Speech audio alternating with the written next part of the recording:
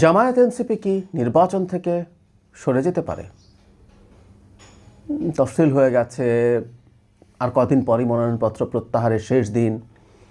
কেউ কেউ বলতে পারেন যে এরপর কি এটার প্রশ্ন আসে? উত্তর হচ্ছে আসে, এটা সম্ভব।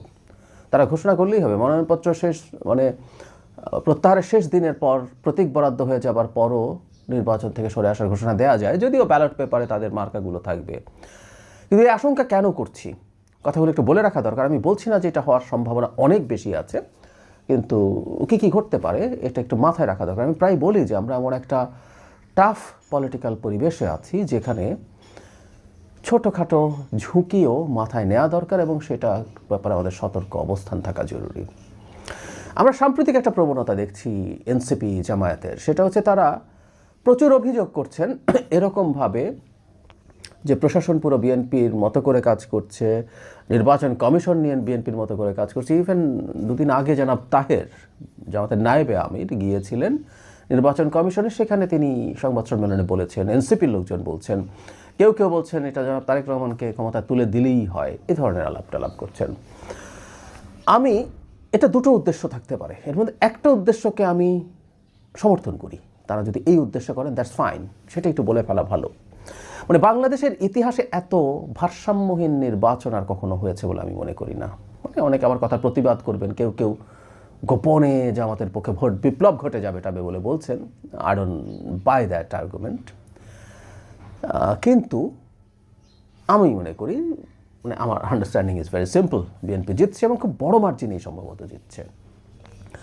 এখন এটার একটা বিপদ আছে। আমি কেন বলছি যে এত ইমব্যালেন্স ইলেকশন হয় নাই? যেমন ধরুন আমাদের যে কয়েকটা ভালো নির্বাচন হয়েছে, 91, 96, 2001, 2008 সিরিয়াসলি প্রশ্নবিদ্ধ হয়েছে। আমি এটাকে একসময় মোটা দাগে ভালো বলতাম, কিন্তু এখন বেশ আমি কিছু তথ্য দেখার পর মনে হলো এটাও বেশ সূক্ষ্মভাবে রিগড ইলেকশন এবং ম্যাসিভ রিগিং হয়েছে। যাকে এটা সরিয়ে রাখি, ওই তিনটা নির্বাচন 91, 96, 2001, 2001-এ আওয়ামী লীগ 62 আসন পেয়েছিল।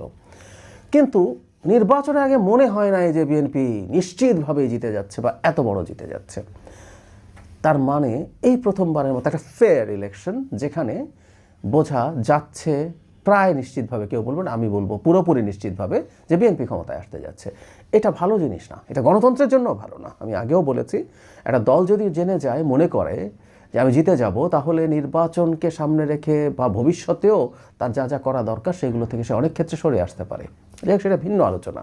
কিন্তু একটা দল নিশ্চিত জিতে যাবে, এটার একটা খারাপ প্রবণতা আছে নির্বাচনের উপরে। সেটা হলো, বাংলাদেশের সবাই ক্ষমতার পূজা করতে চায়। বাংলাদেশে যেহেতু স্টেট হিসাবে এখনও খুব শক্তিশালীভাবে দাঁড়ায়নি, স্টেট না হিসাবে না দাঁড়ানো মানে হচ্ছে এর ইনস্টিটিউটগুলো খুবই স্ট্রাকচার্ড না, খুবই তৈরি না, খুবই শক্তিশালী না। ফলে যেটা হয়, এদের প্রবণতা থাকে ক্ষমতার সাথে অ্যালাইন করা, সূর্যমুখী ফুলের মতো, যেমন সূর্যের দিকে তাকিয়ে থাকে। বিএনপি নিশ্চিতভাবে জিতে যাচ্ছে এই কারণে প্রশাসন, পুলিশ বা দেশের আরও বিভিন্ন ইনস্টিটিউট, বিভিন্ন সংগঠনের প্রবণতা হতে পারে বিএনপির দিকে অ্যালাইন্ড হয়ে যাওয়া এবং বিএনপির জেতায় না চাইতেও সাহায্য করা। কথাটা এই রকম হচ্ছে, এটা হয়। যেমন ধরি, আমি এখনও বলছি না প্রশাসন পুলিশে হয়েছে, অনেকগুলো মিডিয়া যে ধরনের কাভারেজ জনাব তারেক রহমান ফিরে আসার পর বা তারও আগে থেকে করছেন, তার স্ত্রী জোবাইদা রহমান যখন একবার মাঝে দেশে আসলেন, সেটা যে ধরনের কাভারেজ কোনো পত্রিকা দিয়েছে, এটা খুবই দুঃখজনক। এখন জনাব তারেক রহমান কি এটা বলেছেন? উত্তর হচ্ছে না, তিনি বলেন না। আমি কনফিডেন্টলি বলতে পারি, তাকে আমরা এখন যেরকম দেখি। কিন্তু ওই পত্রিকাগুলো নিজ থেকে এই কাজগুলো করছে। তার সুদৃষ্টি যদি পাওয়া যায়, যদি আমি মনে করি এটা করে তার সুদৃষ্টি পাওয়া যাবে না, বরং তিনি বিরক্ত হওয়ার সম্ভাবনাই অনেক বেশি।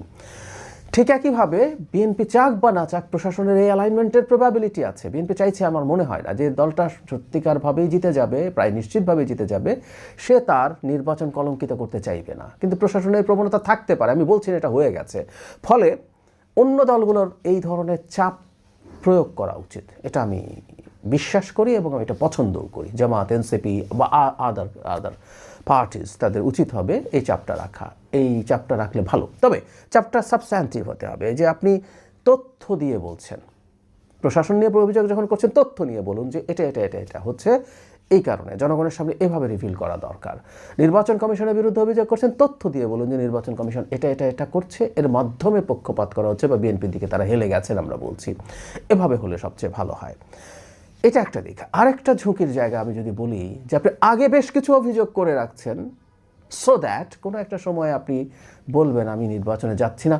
আমি তো এতদিন ধরে বলেছি আপনাদেরকে, দেখুন কি অবস্থা ছিল, লেভেল প্লেয়িং ফিল্ড নাই, সবাই মিলে বিএনপিকে ক্ষমতায় বসিয়ে দেওয়ার জন্য কাজ করছে, তাই আমরা নির্বাচন করে কি করব, আমরা নির্বাচন থেকে সরে যাচ্ছি। এই চেষ্টা হতে পারে। আমরা খেয়াল করব এখনও জাতীয় পার্টির বিরুদ্ধে জনাব আসিফ মাহমুদ সজীব ভুঁইয়া কথা বলে এসছেন এই কিছুদিন আগে, 2-3 দিন আগে নির্বাচন কমিশনে গিয়ে তারা যেন নির্বাচনে থাকতে না পারে। জাতীয় পার্টি এই নির্বাচনে থাকছে, এটা এখন প্রতিষ্ঠিত। এরপরও এই কথা বলছেন। জাতীয় পার্টিকে যখন সরানোর আলাপ আসবে আমি প্রেডিক্ট করেছিলাম, কারণ জাতীয় পার্টি যদি আর মাঠে না থাকে তখন তাদের হাতে মারাত্মক বার্গেনিং পাওয়ার থাকে। আমি জামাত জোটের কথা বলছি। তারা যদি নির্বাচন থেকে সরে যান তখন নির্বাচন আদৌ হবে কিনা এই প্রশ্ন উঠে যায়। এখন তারা সরে গেলেও মাঠে জাতীয় পার্টি আছে, সেটা তাদের খানিকটা হলেও একটা খটকা তৈরি করবে। তারপরও এই সম্ভাবনা নেই তা না, কারণ জাতীয় পার্টি পার্টিসিপেট করলে যে একেবারে একতরফা নির্বাচন হয়েছে সেটা হয়তো বলা যাবে না, কিন্তু সেটাও ঠিক সেই অর্থে মোটামুটি প্রতিদ্বন্দ্বিতাপূর্ণ নির্বাচন হয়েছে এটাও বলা যাবে না। অবশ্য কেউ বলতেই পারেন, আমি অন্তত বলি যে আমার জোট থাকলেও প্রতিদ্বন্দ্বিতাপূর্ণ নির্বাচন হচ্ছে না, তবে তাদের থাকা নির্বাচনের গ্রহণযোগ্যতাকে বাড়াচ্ছে, এতে কোনো সন্দেহ নেই। যে কথাটা বলছিলাম, জামাত নানান রকম বার্গেইন করার চেষ্টা করছে। প্রথম চেয়েছিল সিট সহ আন্ডারস্ট্যান্ডিং করে একটা নির্বাচন করবে, সেটা হয়নি। এরপর আমি আপনাদেরকে জানিয়েছি, এটা আমরা অনেকে খেয়াল করেছি, একটা ভিডিও করেছি আমি ওটা নিয়ে, সেটা হলো জনাব তারেক রহমানের সাথে জামাতের আমির যখন দেখা করেছেন তারপর বেরিয়ে তিনি খুব গায়ে পড়ে জাতীয় সরকার তৈরির কথা এবং বিএনপি জাতীয় সরকারে তাদের থাকার ইচ্ছের কথা জানিয়েছেন। আবার তার বক্তব্যের ইন্টারপ্রিটেশন খুব ক্লিয়ারলি সেটা ইন্ডিকেট করে। সেই সব আলোচনাও যদি না হয়, তারা যে পরিমাণ সিট পাবেন এবং যেটা নিয়ে বিরোধী দল হতে যাবেন, মাঠে থাকা তাদের জন্য কঠিন হয়ে যাবে। মাঠে থাকা কঠিন মানে সরকারি দল চাপ দেবে তা না, তাদের ক্রেডিবিলিটি নষ্ট হয়ে যাবে, মানুষ হতাশ হয়ে যাবে। তারা একটা ইলিউশন তৈরি করেছেন মানুষের মধ্যে, বিরাট এক প্রত্যাশা তৈরি করেছেন যে তারা ক্ষমতায় চলে আসতে পারে। সেই জায়গায় 1/3 1/4 সিট পান যদি ক্ষমতায় যেতে হলে যা লাগে, তার কেমন হবে? সেটা যদি তারা খুব ক্লিয়ারলি বুঝে যান, মাঠের হাওয়া কিন্তু যত সময় যাবে বুঝে যাবেন। এবং জনাব তারেক রহমান দেশ সফরে বেরোচ্ছেন, এই সফরের প্রভাব মাঠে খুব সিরিয়াসলি পড়বে। ফলে মাঠ যদি তাদের খুব নিয়ন্ত্রণের বাইরে চলে গেছে, আমি সমর্থনের অর্থে বোঝাচ্ছি, আমি শক্তির অর্থে বোঝাচ্ছি না, সেটা যদি চলে যায়, তারা ভাবতেও পারে নির্বাচন বয়কট করার হুমকি দিয়ে যদি কিছু অর্জন করা যায়। এটা একটা আলটিমেট ওয়েপন।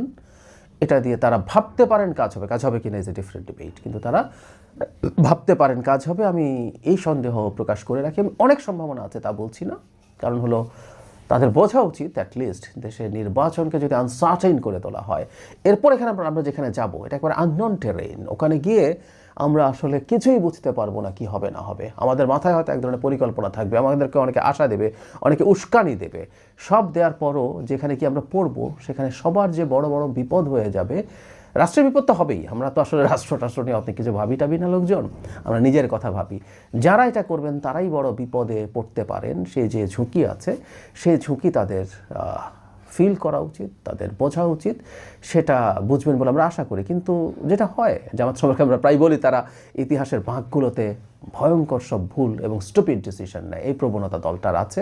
আজকে তালিকা না দিলাম, এটা অনেকেরই মুখস্থ হয়ে গেছে। তো সেটা আবার তারা করে বসেন কিনা সেই ব্যাপারে আমাদের মাথায় রাখা দরকার। আমাদের জনগণের পক্ষ থেকে বুঝতে হবে, যদি এই ধরনের কাজ তারা করেন, দেশটাকে অনিশ্চয়তার মধ্যে কারা নিয়ে যাচ্ছেন। আমি তাদের সাথে এনসিপি আছে, অন্যান্য দল আছে, আমি প্রত্যেকের কাছে এটাও আহ্বান রাখবো, পরিস্থিতি যেমনই হোক না কেন সবাই যেন নির্বাচনে আসে। যেমনই হোক না বলতে আমি এটা বোঝাচ্ছি যে রেজাল্ট খারাপ হবে এটার জন্য যেন ফিরে না যান, নির্বাচন থেকে সরে না যান। একেবারে বিভৎস পরিস্থিতি যে নির্বাচন করার পরিবেশই নাই, সেরকম কিছু বাংলাদেশে হচ্ছে না। বাংলাদেশের পরিবেশ নিয়ে কিছু